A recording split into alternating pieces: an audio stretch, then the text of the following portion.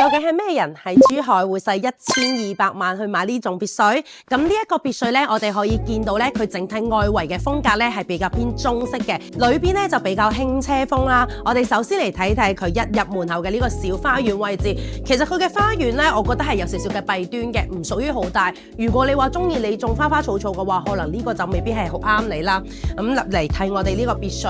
咁今日帶大家嚟睇呢一個別墅咧，係非常之特別嘅一個點係，佢呢度咧，而家你睇到嘅就係我哋賣緊嘅呢一棟，所見即所得，包括你而家見到嘅呢啲家私家電咧，發展商都已經配埋俾你啦。呢一棟別墅咧，佢嘅實用面積係有800幾個方啦，屬於一個聯排別墅嚟嘅。咁當然啦，聯排別墅佢都會有一啲缺點啦，佢就係隱私度唔係好高，因為佢兩面咧都係會係樓望樓，你一定係會望到你隔離鄰舍噶啦。一樓嘅話咧，佢就係會係一個會客廳同埋我哋嘅餐廳位置啦，一共係有分5層嘅，配埋個電梯俾你噶啦。咁我哋一共咧有負1、負2同埋我哋嘅1、2、3樓啦。首先我哋先由我哋嘅負1、負2開始睇起啊。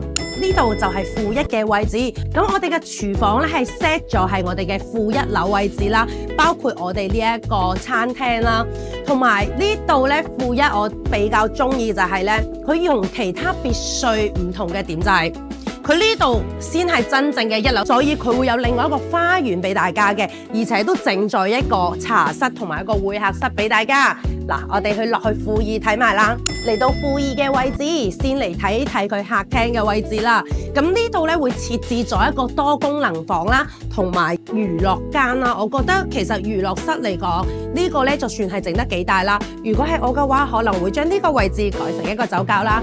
咁呢一度咧仲有2個空間嘅。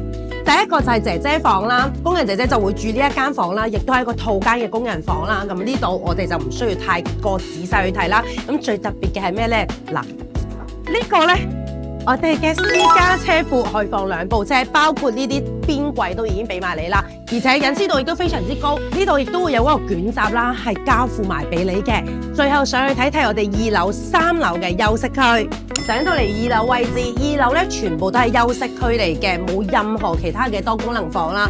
全部3間都係套間，3樓嘅空間分佈都比較簡單嘅。先嚟睇睇細房先，呢一度咧其實就做咗一個書房俾大家啦。咁當然啦，就睇翻你哋住嘅人多唔多，可以改成一間房嘅。同埋佢亦都會有一個露台嘅位置俾大家睇到啦。呢度望出去就係其他嘅高層啦。